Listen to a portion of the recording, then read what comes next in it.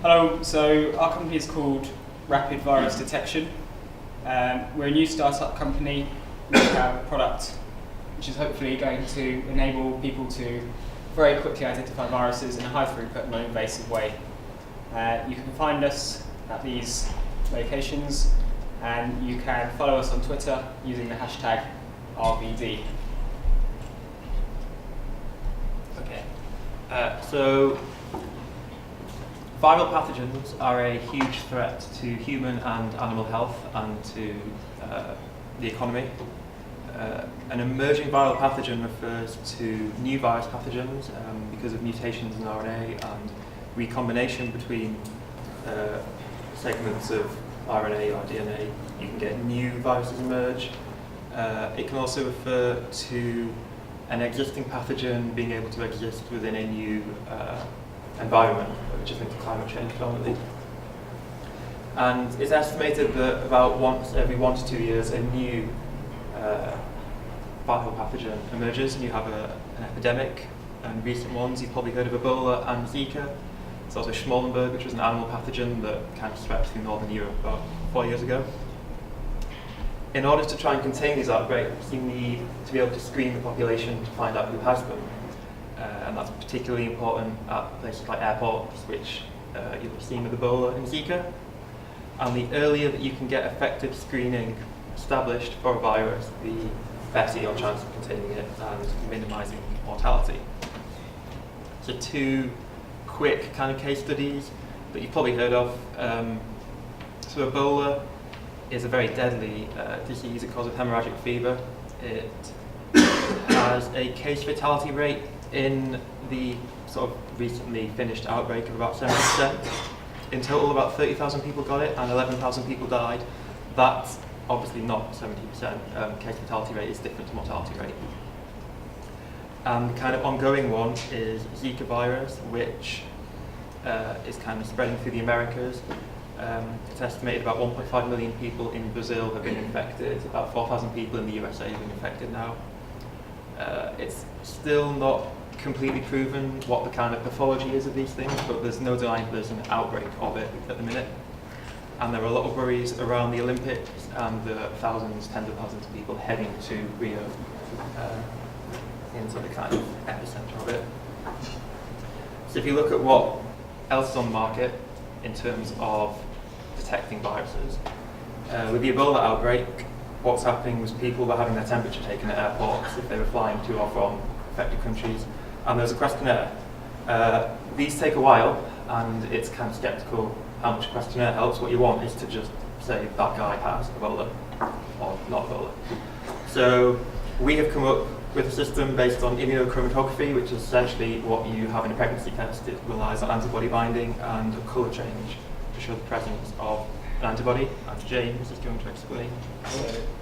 So what happens is you have a strip and you have antibodies attached to that strip, which are shown in green and red. And on a sample pad at one end, you apply a sample. It could be a sample of spit, for example. And in that is also labelled antibody virus complexes. So they then move along this strip by capillary action. And then if that virus is present in the sample, it will bind to the antibody and result in a colour change, which can be detected almost immediately. So that's technology which already exists. So our product is using this technology and applying it to virus detection in a high throughput way. And it also allows us to customize the detection of different viruses. For example, you could have viruses which are present or endemic to specific areas of the world, and particular virus families, really to allow us to target different corners of the market. So the main obstacle with this is antibody production. And we've proposed that the most likely, or the most easiest method to initially do this would be to raise it in sheep by firstly outsourcing this to another lab, for example, in collaboration with facilities at Oxford. We could then, in the future, bring this in-house and develop our own facilities to do this. So what's already out there at the moment, well, if we use flaviviruses as an example, which include the Zika virus, they have a genome which is RNA based, and to reliably assess whether someone is carrying this virus, you have to take a blood sample or a urine sample, send it off to a lab, they have to test it, they have to then get it back to you. So it's a very long-winded process involving many steps, whereas our product can be done in a very high throughput, rapid and non-invasive way, which is really our unique selling point, and also very cheaply, and you can get an immediate answer. So that's what makes us different to what's currently in use. Okay, so where we are. So we have already conducted the proof of concept studies that have shown that our non-invasive test that can work on saliva is as sensitive as the current tests that work on blood, which means that we sort of feel we can go forward with this, and we have created a prototype kit that's using some initial investment that we've already used. So that we're now ready to enter phase 1 of our business plan, which involves getting the prototype kit we've already made onto market. So what we want to do with the investment today is to focus on production and marketing of the kit we have already produced. We then hope to use some of the profits and possible another round of investment at a later stage to enter a second phase, when we would go back and do more research and development and hope to expand the number of kits that we have available. So currently it would just be one kit that we would offer, but we would hope to expand this in the future. And that we first want to target our sales to sort of places where the screening is most important. So we do see this as mostly border control and airports, where they do have basic sort of screening already set up, and especially sort of things that can respond to outbreaks at the time. So they need to have it there and ready. And we would also potentially, when the company is hopefully earning lots of profit, is to offer sort of reduced price kits to charities working at hotspots for epidemics. So our timeline, as we see it, is that today we're asking for a £1 million investment in order to fund the phase 1 of our business, which will build infrastructure and start production and sales. So we see this as the sort of a 3-year sort of phase is what we're expecting. And after that point, we can assess how the business is going, and if it's not proving to be as profitable as we expect, that's when the first exit point is an option, which would involve just selling off the sort of patents that we have so that would just be probably just a patent sell-off. But what we'd hope to do is to reinvest profit to enter phase 2, which we expect to be far more profitable, and the sort of reinvestment and expansion would mean that hopefully afterwards you'd get a second exit point if you need, that would be, it would look far more likely that you'd get sort of merger or acquisition options at that later point in the development. And what we've sort of expect is that, so during phase 1, we're just going to centralize production as much as possible, and the as we already said, we're outsourcing the antibody production because it will only be cost effective later on when it's a much larger production. But this will happen in phase 2. Okay, on the financial side of things, got here a little breakdown of the general aspects of what investment would be spent on. As we've calculated it, selling 20 virus test strips for a price of £75 would make a healthy profit. And since the primary application point for this would be at places such as airports, where there are a high number of people moving through each day, an estimate of approximately £225,000 profit from sales could be made per airport per day, potentially in a hotspot of virus testing. profits would be, as was said, reinvested for R&D, and it would help to reduce costs in the phase 2 box here, reduce the cost of antibody synthesis, and we would enable refinement of antibody synthesis to increase specificity. Oops, wrong way, sorry. So the £1 million investment would cover the startup, and it also leaves us a nice area of coverage for additional aspects of the business, such as supporting customers and advertising the product. The investors' cut would be 10%, and with the projected £100 million value after 5 years, based on estimates of need of the product, would leave £10 million profit for investors. And yes, as we said, free samples to boost the market interest, and also the charities to drive up interest as well. Yeah, so 10% after the 3 years, 3 million, based on sales.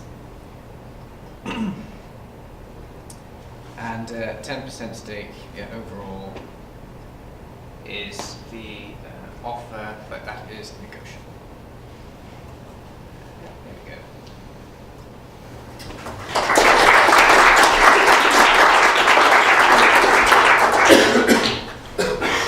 Right, questions? Okay, I'll go first this time. Thank you. Who's the customer? Customer. Yeah. Who's the customer who pays for it? It could be marketed to authorities like airports to screen people, but I think there was the potential as well to branch out beyond just that, maybe smaller pharmaceutical companies, healthcare companies, etc. Okay.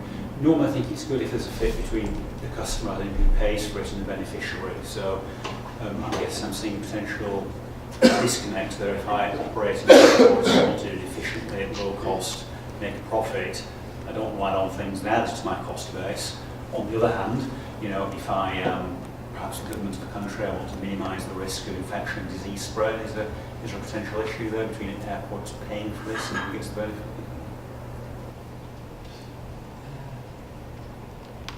Could approach government. Yeah. Yeah. All right, thank you. Just one more question. Well, perhaps two. Just quickly again, run over the intellectual property. Obviously, the intellectual property will be on. What will that be on? In drafting your patent here, what will be the first claim in your patent? So it would be on the product itself rather than the technology. So we've adopted a strip with a sample pad and a series of lines of antigen-specific antibodies which change colour upon interaction with the virus particle. So it's that overall product which is patented rather than the technology of antibody detection itself. Okay, thank you. And just one more question from me. If I understood correctly, I think you talked about an exit point 1. Yeah. At that point, I think you said selling the intellectual property. Would you just expand on that a little bit more? What would you sell and to whom at that point? Well, it's more that it's sort of a worst case scenario. So ideally, we hope to be actually making the sort of the profit that we would like to then reinvest. But it's just recognising that we have a point at which it would potentially still be viable for a different company that might want to use similar technology in different circumstances, but that it wouldn't. So it's a worst case scenario, and in which it would be, you'd expect maybe that some pharmaceutical companies would take. So because saliva-based detection isn't currently used, so that could be. So I'm still not clear on that. What are you selling and to whom? Potentially, I know it's a worst case scenario, but are you selling the patent? Are you assigning it to another company? Are you signing the license? I was just a little bit interested and potentially alarmed by that. So what is it precisely that you're selling? Potentially? Potentially selling the licensing. A license? Yeah, sorry, I think it was perhaps said in a confusing way. But yeah, it's the I'm license. clear now, thank you very Yeah. much.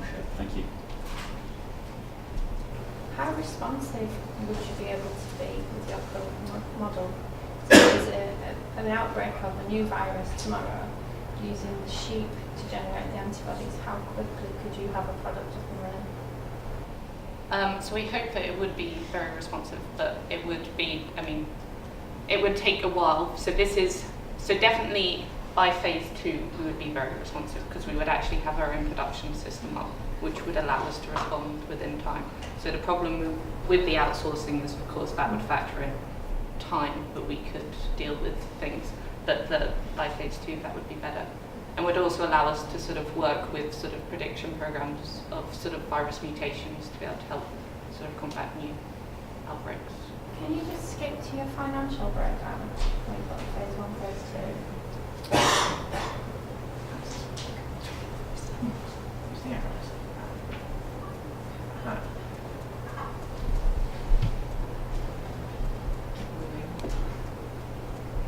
Was this the one? Yeah. So in phase 2, when you've got your self-produced antibodies in a own laboratory and you've got employees, is it really just going to be 2 people running this No, company? this is just As well as you the guys. payment per year for people of that role in the lab. Running a £5 million company with 2 people is going to be a bit ambitious. Yeah.